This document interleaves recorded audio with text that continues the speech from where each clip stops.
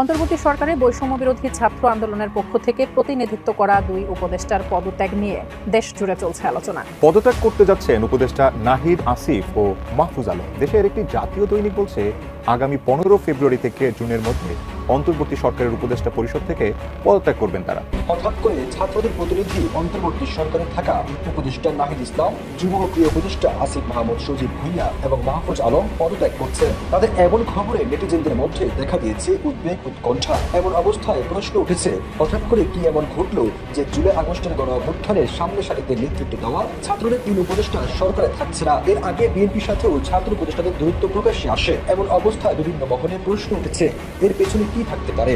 ফেব্রুয়ারির তৃতীয় সপ্তাহের মধ্যে আত্মপ্রকাশ করতে যাচ্ছে ছাত্র জনতার নতুন রাজনৈতিক দল।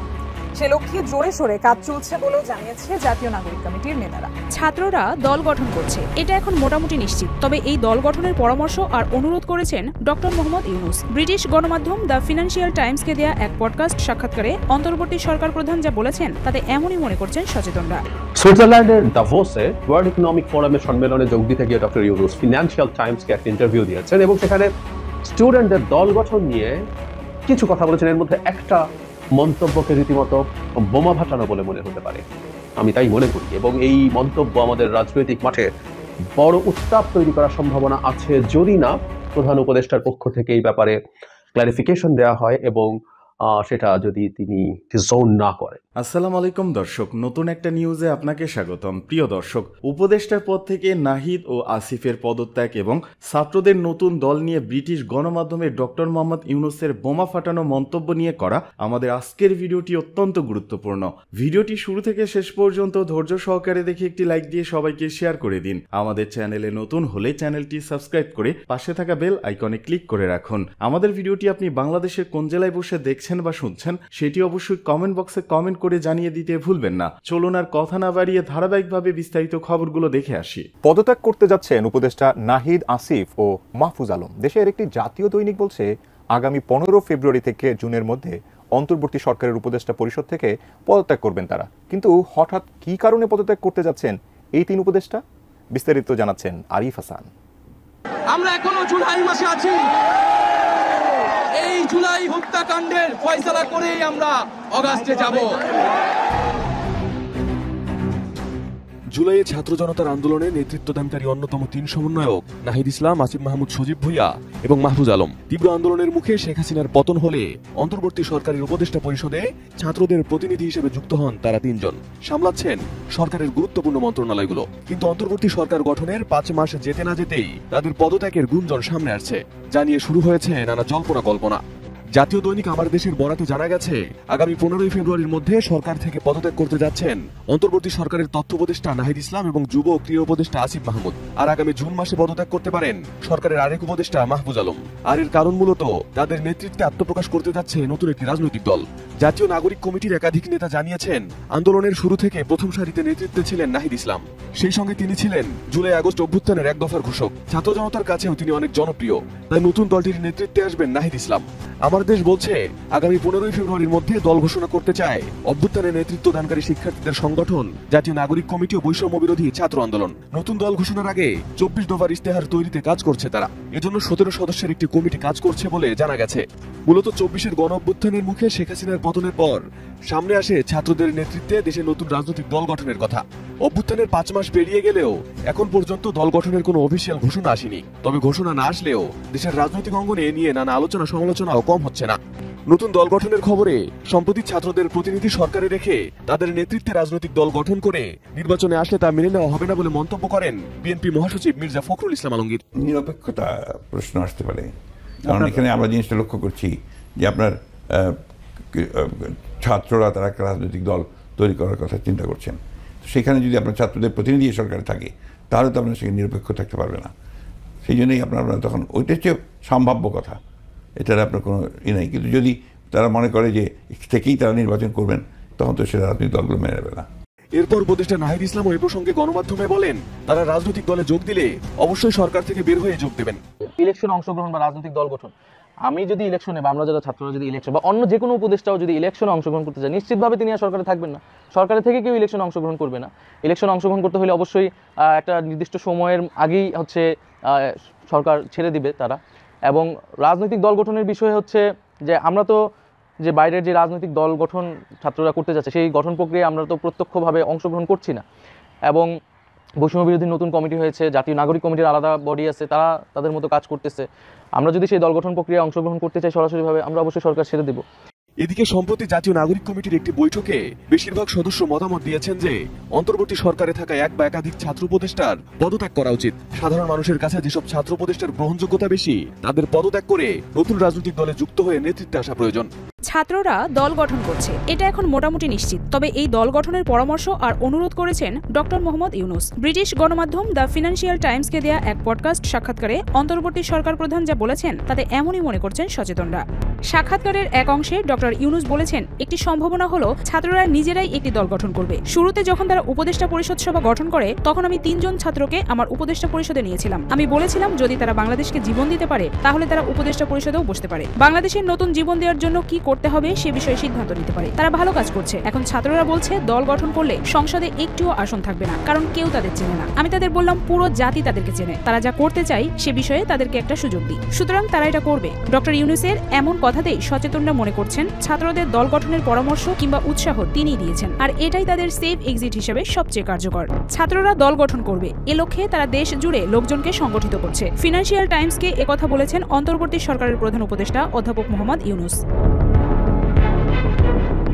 বিশ্ব অর্থনৈতিক ফোরামের বার্ষিক সম্মেলন উপলক্ষে সম্প্রতি সুইজারল্যান্ডের দাভোস সফর করেন প্রধান উপদেষ্টা। সে সময় ব্রিটিশ সংবাদ মাধ্যম ফিনান্সিয়াল টাইমসের প্রধান বৈদেশিক বিষয়ক ভাষ্যকার গিডেন র্যাচম্যানের উপস্থাপনায় একটি পডকাস্টে কথা বলেন তিনি। র্যাচম্যান রিভিউ নামের ওই পডকাস্টের কথোপকথন লিখিত আকারে বৃহস্পতিবার প্রকাশ করা হয়। পডকাস্টে বাংলাদেশে আগামী জাতীয় নির্বাচন নিয়ে এক প্রশ্নের জবাবে অধ্যাপক মোহাম্মদ ইউনুস বলেন, তিনি নির্বাচনের সম্ভাব্য যে 2টি সময়ের কথা বলেছেন তা ভালো সময়, কারণ তিনি জাতীয় ঐক্য ধরে রাখছেন, তিনি এটা থেকে বিচ্যুত হতে চান না। অধ্যাপক মোহাম্মদ ইউনুস আরও বলেন, দল গঠনের প্রক্রিয়ার মধ্যে হয়তো তারা বিচ্ছিন্ন হয়ে পড়বে, এটাও একটা বিপদ, কারণ রাজনীতি শুরু করলে সব ধরনের রাজনীতিবিদ তাদের সঙ্গে মিশে যাবে। তাই আমরা জানি না তারা আমাদের দেশে যে রাজনীতি তা থেকে নিজেদের দূরে রাখতে পারবে কিনা। এ ধরনের সুযোগ আছে যা আমাদের নিতে হবে। তবে ছাত্ররা প্রস্তুত, তারা প্রচারণা চালাচ্ছে, তারা দেশ জুড়ে লোকজনকে সংগঠিত করছে। পডকাস্টে উপস্থাপক প্রশ্নের এক পর্যায়ে বলেন, ভারতীয়রা যেসব বিষয় বলছেন তার একটি বিষয়ে আপনার দৃষ্টি আকর্ষণ করতে চাই। তারা বলছে বাংলাদেশের অবস্থা খুবই নাজুক। অধ্যাপক ইউনুস হয়তো ঠিক থাকতে পারেন, কিন্তু সেখানে ইসলামিস্টরা রয়েছে যারা দেশের নিয়ন্ত্রণ নিতে যাচ্ছে, এ বিষয়ে আপনি কি বলবেন? তখন অধ্যাপক মোহাম্মদ ইউনুস বলেন, আমরা এমন লক্ষণ দেখি না। তরুণেরা সত্যিই প্রতিশ্রুতিবদ্ধ, তাদের খারাপ কোনো কিছুর সঙ্গে সংস্পর্শ নেই বা নিজেদের রাজনৈতিক আখের গোছানোর ব্যক্তিগত আকাঙ্ক্ষা নেই। ডক্টর ইউনুস আরও বলেন, তারা এই পরিস্থিতিতে রাজনৈতিক দল গঠন করছে বা রাজনীতিতে যুক্ত হচ্ছে, এটা দরকার, কারণ রক্ত দিয়ে তারা যেগুলো অর্জন করেছে সেগুলো তাদেরকে রক্ষা করতে হবে। অন্যথায় সেগুলো সেই সব ব্যক্তি নিয়ে যাবে যারা বিগত প্রশাসন ও অন্যান্যের মতো সবকিছুর পুনরাবৃত্তি করার সুযোগ খুঁজছে। এটাই বাংলাদেশে আমাদের রাজনৈতিক পরিবেশ, সুতরাং তারা এটা রক্ষা করার চেষ্টা করছে। তাই আমি বলবো ছাত্রদের স্বচ্ছ অভিপ্রায় থাকবে। ব্রিটিশ গণমাধ্যমে দেয়া এমন সাক্ষাৎকারের পর রাজনৈতিক বিশ্লেষকরা ধরেই নিয়েছেন ছাত্রদের দল নিয়ে ডক্টর ইউনুস সব জানেন এবং তার অনুমতি নিয়েই দলটি করা হচ্ছে। বিশ্লেষকরা এটাও বলছেন, নির্বাচিত সরকার ক্ষমতায় আসলে ছাত্র আন্দোলনের নেতৃত্ব দেওয়াদের ভবিষ্যৎ কি হবে, এই প্রশ্নের উত্তর থেকেই চলে এসেছে তাদের সেফ এক্সিট প্ল্যানের কথা। সেই হিসেবে রাজনৈতিক দল গঠন করাই শ্রেয় এবং সেটাই তারা করছেন। সুইজারল্যান্ডের দাভোসে ওয়ার্ল্ড ইকোনমিক ফোরামের সম্মেলনে যোগ দিতে গিয়ে ডক্টর ইউনুস ফিনান্সিয়াল টাইমসকে একটা ইন্টারভিউ দিয়েছেন এবং সেখানে স্টুডেন্টদের দল গঠন নিয়ে কিছু কথা বলেছেন। এর মধ্যে একটা মন্তব্যকে রীতিমতো বোমা ফাটানো বলে মনে হতে পারে, আমি তাই মনে করি, এবং এই মন্তব্য আমাদের রাজনৈতিক মাঠে বড় উত্তাপ তৈরি করার সম্ভাবনা আছে যদি না প্রধান উপদেষ্টার পক্ষ থেকে এই ব্যাপারে ক্লারিফিকেশন দেওয়া হয় এবং সেটা যদি তিনি ডিসওন না করেন। আমি বক্তব্যটা একটু পড়ি। প্রথম আলো বা অন্যান্য অনেক পত্রিকা এটাকে ট্রান্সলেট করেছে। এটার মূল ভার্সন যেটা, আমি ওনার পডকাস্টটাও শুনেছি, এটা পাওয়া যায়, আপনারা যে কেউ শুনে নিতে পারেন। ওখানে একটু মূল বিষয় যাওয়ার আগে ওখানে বলি, ওখানে মূলত উনি কিভাবে দায়িত্ব নিয়েছেন, কি প্রেক্ষাপটে নিয়েছেন, এই গল্পগুলো তার মুখে আমরা অনেকবার শুনেছি। তিনি আবারও সেগুলো বলেছেন, সেগুলো জানিয়েছেন।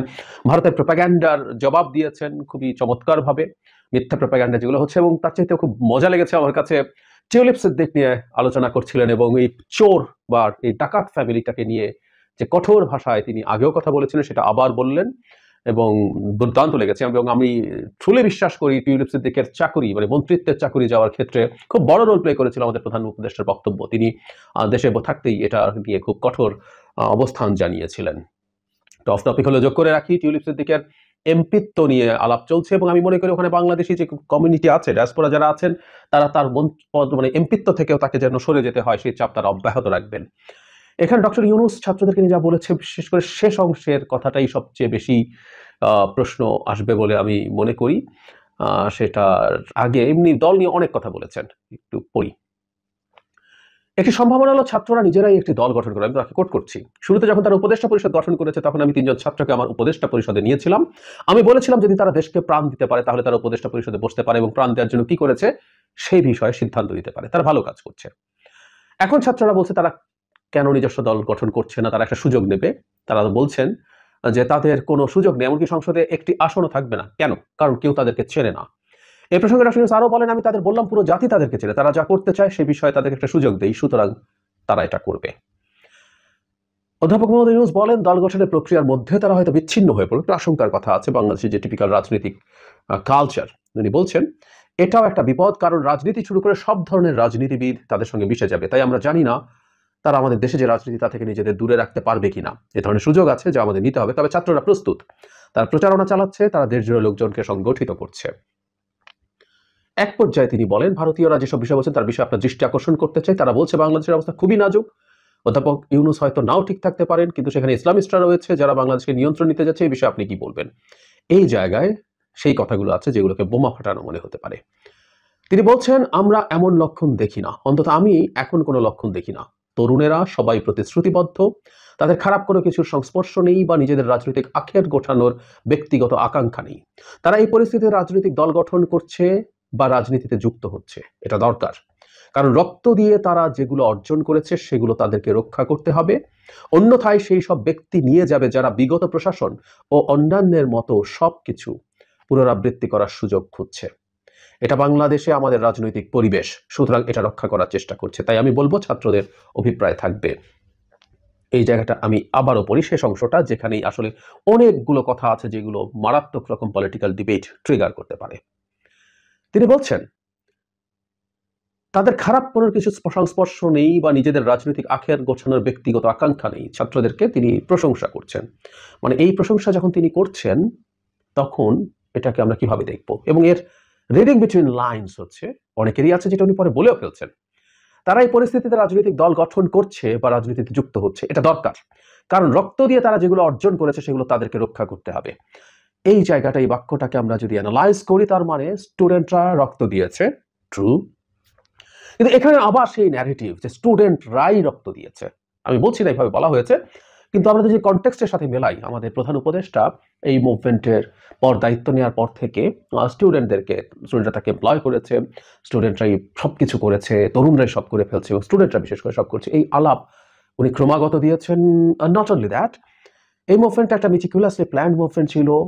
উনি যখন জাতিসংঘের সাধারণ পরিষদের অধিবেশনে গিয়েছিলেন তখন মিস্টার মাহফুজ আলমকে তিনি এই মুভমেন্টের ব্রেইন বিহাইন্ড দ্য মুভমেন্ট বলে পরিচয় করে দিয়েছেন। পরে আমরা কথ্য ভাষায় অনেকে এটাকে মাস্টার মাইন্ড এই শব্দটা ব্যবহার করতাম।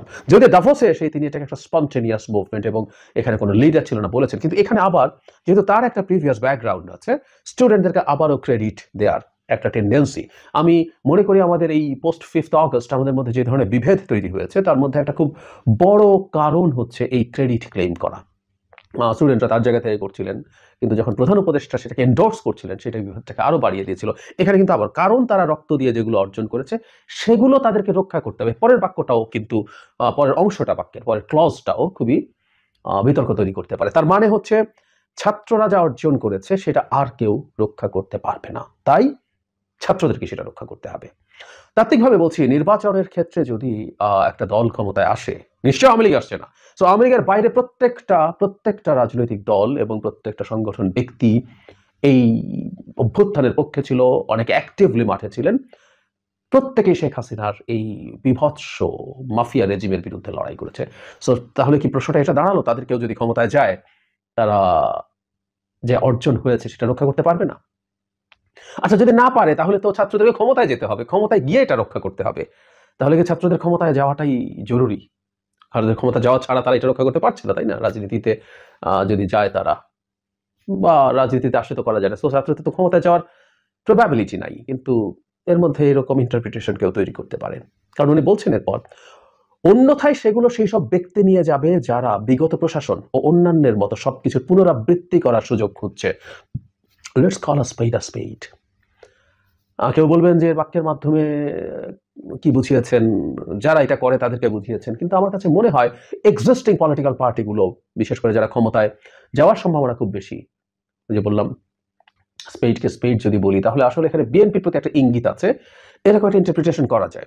আমি বলছি না আমাদের প্রধান উপদেষ্টা এই কাজটা করেছেনই, কিন্তু পড়লে এই ইন্টারপ্রিটেশন করা যায়, কারণ দীর্ঘদিন থেকে বিএনপির বিরুদ্ধে ছাত্ররাই এই ক্যাম্পেইন করেছে। নট অনলি স্টুডেন্টস, জামায়াতও এই ক্যাম্পেইন করার চেষ্টা করেছে, তারাও নাম না ধরে বলেছে যে এক গ্রুপ গেছে আর এক গ্রুপ খাওয়ার জন্য গ্রীব হয়ে আছে, সেই জন্যই তারা খুব দ্রুত নির্বাচন চায়। এই আলাপগুলো জামায়াত করেছে, এই আলাপগুলো ছাত্ররাও করেছে, আমাদের চোখে নিশ্চয়ই পড়েছে। সো এখানে যখন প্রধান উপদেষ্টা একই ন্যারেটিভ, একই বক্তব্য দিয়ে এক্সিস্টিং পলিটিক্যাল পার্টিগুলোর প্রতি ইঙ্গিত করেন, সেটাও কিন্তু খুবই প্রবলেম্যাটিক। তারপর বলছেন এটাই বাংলাদেশে আমাদের রাজনৈতিক পরিবেশ, সুতরাং তারা এটা রক্ষা করার চেষ্টা করছে। তাই আমি বলবো ছাত্রদের অভিপ্রায় স্বচ্ছ থাকবে। কোন সময় এই বক্তব্যটা আসলো? যখন কয়েকদিন আগেই বিএনপি মহাসচিব সরকারের নিরপেক্ষতা নিয়ে প্রশ্ন তুলেছিলেন। উনি প্রশ্ন আসলে তোলেননি, উনি বলেছেন সরকার যদি নিরপেক্ষ না থাকে তাহলে সেই সরকার নিরপেক্ষ থাকা উচিত হবে, কারণ স্টুডেন্টরা যদি দল তৈরি করে নিরপেক্ষতা নিয়ে প্রশ্ন আসতে পারে, তখন স্টুডেন্টদের ওই সরকারে থাকা না থাকা নিয়ে প্রশ্ন। এরপরেই তাকে জিজ্ঞেস করা হয়েছিল যে সরকারকে উনি এখন পর্যন্ত নিরপেক্ষ মনে করেন কিনা। তিনি কিন্তু বলেছেন যে এখন পর্যন্ত উনি নিরপেক্ষই মনে করেন। কিন্তু যখন উনি এই প্রশ্ন তুলছেন, তখন যখন প্রধান উপদেষ্টা স্বয়ং এই ধরনের একটা বক্তব্য দেন, যেটার অনেক রকম ইন্টারপ্রিটেশন হতে পারে, লজিক্যালি জাস্ট টেক্সচুয়াল ইন্টারপ্রিটেশনই হতে পারে, আর রিডিং বিটুইন লাইনসে তো অনেক কিছুই আসতে পারে সম্ভব। ফলে এই প্রশ্নটা যখন আসবে, তখন বিএনপি যে কথাটা বলছিল যে নিরপেক্ষতা নিয়ে প্রশ্ন সরকারের, সেই প্রশ্নটা তো বেশ উচ্চকিত হয়ে উঠবে। এবং এই ঘটনাটা এমন সময় ঘটবে যখন বিএনপি আর সরকারের মধ্যে কিছুটা অবিশ্বাসের পরিস্থিতি আমরা দেখতে পাচ্ছি। এই ঘটনা প্রধান উপদেষ্টার এই বক্তব্যের আগেই বিএনপি ফেব্রুয়ারিতে তাদের নির্বাচনের দাবিতে মাঠে নামার আওয়াজ তুলছিল। তারা জুলাই আগস্টে তাদের নির্বাচন চাইছিল। এটাকে এক ধরনের রেটরিক হিসাবে আমি ইন্টারপ্রিট করেছি যে বিএনপি হয়তো এই বছরের মধ্যে, মানে ডিসেম্বরের মধ্যে নির্বাচন হলেই will be happy with that. কিন্তু এখন এই প্রেক্ষাপটে যখন এই আলাপটা আসলো, এটা বিএনপিকে আরো ভীত করে তুলবে। এদিকে ছাত্রলীগ কোনো প্রোগ্রাম করার চেষ্টা করলে ব্যবস্থা নেবে ডিএমপি। ঢাকা মহানগর police DMP commissioner Sheikh Mohammad Sajjad Ali বলেছেন, নিষিদ্ধ ছাত্র সংগঠন ছাত্রলীগ যদি ফেব্রুয়ারি মাসে কোনো প্রোগ্রাম করার চেষ্টা করে তাহলে ডিএমপি এর বিরুদ্ধে ব্যবস্থা নেবে। শুক্রবার অমর 21-এ বইমেলা ঘিরে ডিএমপি কর্তৃক নিরাপত্তা পরিকল্পনা সংক্রান্ত পরিদর্শন শেষে সাংবাদিকদের এক প্রশ্নের জবাবে তিনি কথা বলেন। মোহাম্মদ সাজ্জাদ আলী বলেন, বিভিন্ন জায়গা থেকে বিভিন্ন প্রোগ্রাম আসতেছে, সেসব প্রোগ্রাম আমরা মোকাবেলা করতেছি। ভিডিও বার্তা ও মিডিয়ার জগৎ, সুতরাং প্রোগ্রাম দিতেই পারে, সেগুলো আমরা প্রতিনিয়তই মোকাবেলা করে যাচ্ছি। ডিএমপি কমিশনার বলেন, নিষিদ্ধ ছাত্রলীগের অনেক নেতাকে আমরা ইতিমধ্যে অ্যারেস্ট করেছি, তারা বন্দী আছেন। যদি এমন কোনো অ্যাটেম্প্ট নাই, অবশ্যই আমরা ব্যবস্থা নেব। আপাতত দৃষ্টিতে আমি কোনো আশঙ্কা দেখি না। এদিকে চাঁদাবাজ ও দুর্নীতির সাথে জড়িত না হওয়ার শপথ বিএনপি নেতাকর্মীদের। চাঁদাবাজি, জবরদখল সহ দুর্নীতির সাথে জড়িত না হবার শপথ নিয়েছেন সিরাজগঞ্জ জেলা বিএনপি ও অঙ্গ সংগঠনের নেতাকর্মীরা। বৃহস্পতিবার বিকেলে শহরের ভাসানী মিলনায়তনে সিরাজগঞ্জ জেলা বিএনপির যৌথ সভা শেষে সিরাজগঞ্জ জেলা বিএনপির সাধারণ সম্পাদক সাইদুর রহমান বাচ্চু নেতাকর্মীদের হাত তুলে এ শপথ বাক্য পাঠ করান। শপথ বাক্যে তিনি বলেন, মহান আল্লাহর প্রতি আস্থা রেখে বলছি, আমরা 17 বছর কষ্ট করেছি একটি সুষ্ঠু সুন্দর নির্বাচনের জন্য। আমরা আজকে থেকে কোনো চাঁদাবাজির সঙ্গে, কোনো দখলদারিত্বের সঙ্গে, কোনো লুটপাটের সঙ্গে, কোনো হিংসাত্মক কাজে লিপ্ত হব না। আমরা শহীদ জিয়ার আদর্শকে বুকে ধারণ করে যতক্ষণ পর্যন্ত বাংলাদেশে নিরপেক্ষ সুষ্ঠু নির্বাচন না হবে, ততক্ষণ পর্যন্ত এই সকল অন্যায় কাজের সাথে সম্পৃক্ত হব না। আল্লাহ আমাদের এই মনোবাসনা পূরণ করুক। আল্লাহ দোহাই দিয়ে এই কসম আজকে আমরা করছি, এবং এই সমাজকে দুর্নীতিমুক্ত করার জন্য, উক্ত ব্যবস্থা চালু করার জন্য প্রশাসন যে সকল ব্যবস্থা নেবে, সকল সহযোগিতা আমরা করব ইনশাআল্লাহ। সবাই ভালো থাকেন। আমিন আমিন।